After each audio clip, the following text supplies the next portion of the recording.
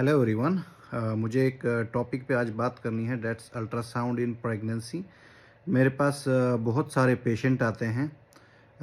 जो pregnant females है वो आती हैं और विदाउट डॉक्टर्स प्रिस्क्रिप्शन वो उनका यही कहना होता है कि हमें अल्ट्रासाउंड कराना है और उसके बाद हम डॉक्टर को दिखाने जाएंगे। लेकिन आपके जो गायनेकोलॉजिस्ट हैं वही जानते हैं कि आपको कौन सा अल्ट्रासाउंड किस टाइम पे कराना है।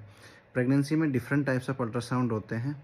पहले 3 महीने में जो अल्ट्रासाउंड होता है वो डेटिंग के लिए होता है और ये जानने के लिए डेटिंग स्कैन जिसको कहते हैं हम। और अक्सर फीमेल्स जब भी हम अल्ट्रासाउंड करते हैं प्रेग्नेंट फीमेल्स का, तो हमसे यही पूछा जाता है कि प्रेग्नेंट आप मुझे हमें बताओ कि डिलीवरी डेट कब है। तो वो अर्ली पहले 3 महीने में जो अल्ट्रासाउंड होता है उसमें ही हम आपको एक्यूरेसी के साथ बता सकते हैं कि आपकी डिलीवरी डेट कब है। बाद वाले अल्ट्रासाउंड में वेरिएशन आता है अकॉर्डिंग टू बेबी, जैसे जिस हिसाब से बेबी की ग्रोथ होगी उस हिसाब से उसका वेरिएशन आएगा।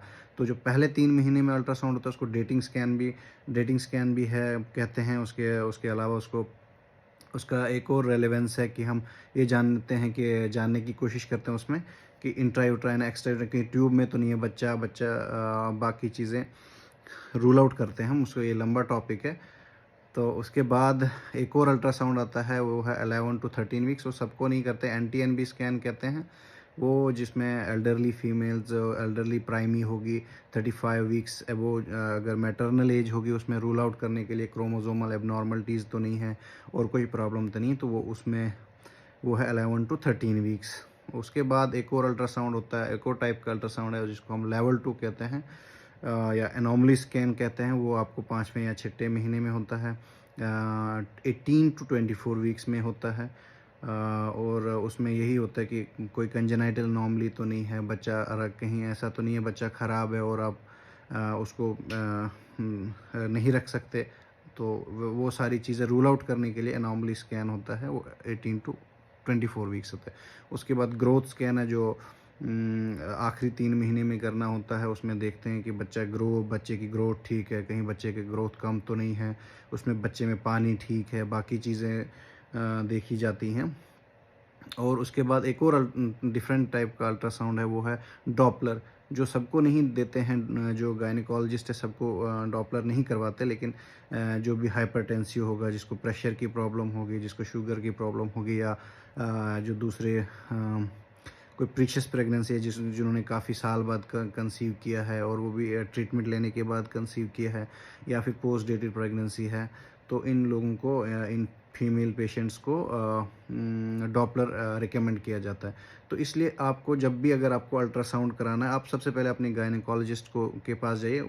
वही आपको बेहतर बता सकता है, बेस्ट बता सकता है कि आपको किस टाइम पे कौन सा अल्ट्रासाउंड कराना है। और वैसे भी अगर आप सेल्फ अल्ट्रासाउंड करना और कराना दोनों इलीगल है, क्योंकि इसमें इंटेंशन जो है वो क्वेश्चनेबल है कि आप क्या देखने के लिए अल्ट्रासाउंड कर रहे हो या करवा रहे हो। इसलिए आपको जो आपके गायनेकोलॉजिस्ट ही बेहतर बता सकते हैं और उनको क्यों कराना है वही वो अपनी उस पे प्रिस्क्रिप्शन पे पूरा मेंशन करते हैं। इसलिए मेरा ये वीडियो बनाने का मकसद ही यही है कि एजुकेट करना लोगों को कि सेल्फ अल्ट्रासाउंड मत कराइए आप, स्पेशली जो प्रेगनेंसी का। बाकी चलो आपको पेट दर्द हो रहा है या कुछ हो उसमें आप करा सकते हैं, उसमें कोई हर्ज नहीं है, ये रेडिएशन फ्री है, कोई हैज़र्ड्स नहीं है इसमें। लेकिन प्रेगनेंसी में डिफरेंट टाइप्स ऑफ अल्ट्रासाउंड होते हैं और ये इलीगल है। इसमें इंटेंशन क्वेश्चनेबल है कि अगर आप खुद से करा रहे हो या खुद से कर रहे हो तो ये इलीगल है अंडर PCP NDT एक्ट। तो अपने गायनेकोलॉजिस्ट से कंसल्ट करने के बाद ही आप अल्ट्रासाउंड कीजिए, वो आपके लिए भी बेटर रहेगा। अगर आप यहाँ से एक अल्ट्रासाउंड, मैक्सिमम क्या करते हैं अल्ट्रासाउंड जाके करा के आते हैं, उसको लेवल 2 करना होता है या फिर डॉपलर करना होता है, फिर उनको दोबारा अल्ट्रासाउंड करना पड़ता है।